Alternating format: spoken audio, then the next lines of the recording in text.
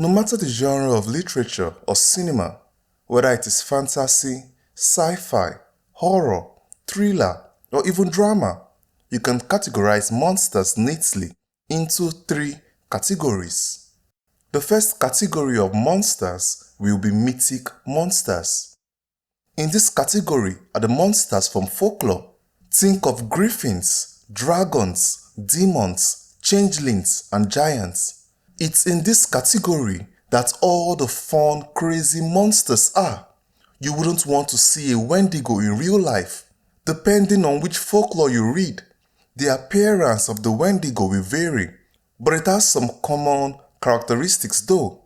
They have a tall, emaciated body. Sometimes it's skeletal and sometimes it's covered in decaying flesh. A smell of death and decay follow the Wendigo, and in modern adaptations, they are often depicted with antlers or a deer skull head.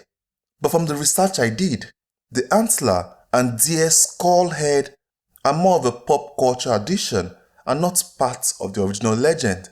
Monsters in the mythic category are timeless. It's no surprise that fantasy films and games are full of them. Directors love a good mythic monster. One of my favorite movies from the legendary director Guillermo del Toro, Pan's Labyrinth, has several mythic monsters. There are ancient fauns, fairies, and the Pale Man. These monsters have roots from children's fairy tales and folklore. Video games also love mythic monsters. In God of War, you fight trolls and capture venomous lindworms. The lindworm is a dragon-like creature from Northern and Central European folklore. In folklore, they guard treasure just like normal dragons. Lindworms appear in other games like Monster Hunter and The Witcher 3. Several other monsters appear in The Witcher. You hunt griffins and sirens, creatures lifted directly from folklore. Krakens, giant eagles, massive trolls frequently featured in movies and games are all mythic monsters. Why do you think mythic beasts are popular in fantasy?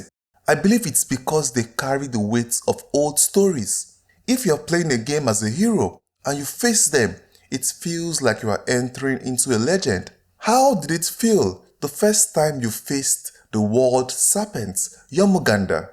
When the giant serpent rises, the world seemed to stop. Just imagine a snake like that existed in real life. Modern snakes don't even come close. The largest snake right now are the reticulated python. Guinness Book of Records lists the largest one in recorded history at 10 meters or 32 feet 9.5 inches. A Belgian pilot in 1959 also reported seeing and photographing a 50 feet long snake in the Congo River, although the identity of this snake remains debated. Both these snakes are small fry compared to Yomuganda. In Norse mythology, Yomuganda's size is often described as being large enough to circle the world. The length is estimated to be around the circumference of the Earth, which is approximately 40,075 kilometers or around 131,000 feet. As well as carrying the weight of old stories, mythic monsters also function on a symbolic level in fantasy. A dragon can be used to symbolize greed, the same way dragons love to hoard gold all to themselves. An ogre can represent gluttony. I don't even need to explain why, just look at how big their bellies are. Creators deliberately use mythic creatures to highlight themes. Even Santa Claus can become a monster. The Finnish Santa Claus is called Joulupuki, and he is a horned demon who punish bad kids. I know I mentioned that ogres can represent gluttony, but it also depends on the creator.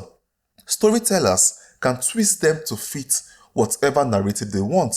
For example, Shrek takes the scary, ugly ogre and turned it into a lovable creature, which subverts the regular trope. What about monsters that are not mythic in nature? This then brings us to our second category of monsters. These are the unnatural monsters, the ones created out of science and magic. It is here we will find genetically engineered beasts, mutants, and magical experiments gone wrong. Majority of the time, they often look monstrous in a synthetic or alien way, and that of course is because they are stitched together in a lab or because they came from another dimension. A classic example is Frankenstein's monster. He was created in a lab. His body parts are from different corpses pieced together, and his life force comes from electricity. Any creature reanimated through science or magic belong to this category. Funny enough, the dinosaurs from Jurassic Park fall under this category. Even though dinosaurs had existed in the past, these ones were cloned using fossilized DNA and modern genetic engineering. Am I making sense? Since they were resurrected through human technology, I think they are unnatural. The Terminator will also fall in the unnatural terror category. It was built by future AI technology, so science. For the magical half of this category, golems are a good example. A golem is an artificial creature created by magic to serve its maker. Series with supernatural themes love them some golem. There are golems in Sleepy Hollow, The Magicians, American Horror Story, and Supernaturals. Spirits or demons conjured through pacts or spells bound to serve sorcerers or witches are also unnatural terrors. These monsters exist because someone summoned them unnaturally. But unlike mythic monsters who kind of have a mind of their own, mythic monsters can choose to be monstrous in every sense of the word or just be chill. The dragon from Spirited Away is a protector and not a threat. He protects Chihiro and helps her navigate the spirit world. The massive mythic birds in The Lord of the Rings come to the aid of Gandalf, Bilbo, and Frodo at critical moments in their journey. Unnatural terrors created from science and magic, on the other hand, take the directive from their creators. If the creators want them to be evil, they will be evil. And if they are created to be good, they are good. But if you watch movies, you know things doesn't always go as planned. Sometimes they gain consciousness and decide to take their lives into their hand. And the life here is in big quotation marks. Frankenstein's monster gained consciousness and chose to refuse the will his creator imposed on him. He started to make decisions based on his sufferings and observations. He chose his own moral path. Ultron was also created by Tony Stark and Bruce Banner to protect Earth. He becomes sentient almost immediately after being booted on and concluded that humanity is the problem. Instead of following his programming, which is protecting Earth, he builds an army and tries to wipe out humanity. Mythic monsters might be scary, but an unnatural monster created out of science or magic gone wrong can be far more scarier.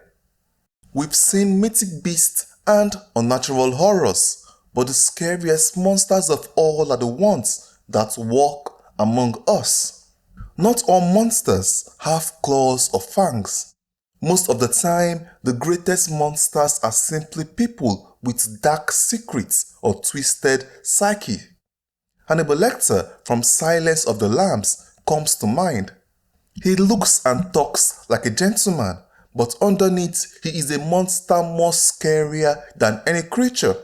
Joaquin Phoenix's Joker is a clown who descends into madness.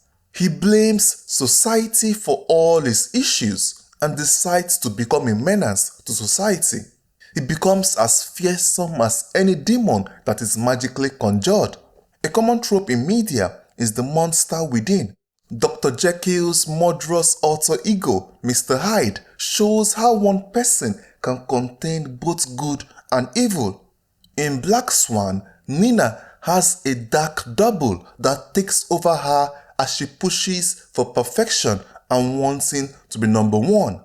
The most popular movie of 2019, Parasite, shows how human monsters can be born out of greed and desperation. If you're a fan of horror movies, you will agree with me that the scariest horror films are the ones where the characters perpetuating the horror are humans. There are a good number of examples to pick from: Get Out, Midsommar, The Strangers, and even slasher films like Scream and the Texas Chainsaw Massacre. Do you agree with me that all monsters will fit into these three categories? If you don't, which other categories do you think can be added to the list? Leave your thoughts in the comment section. Also like and subscribe. I'm trying to get to 1000 subscribers. Thanks for watching.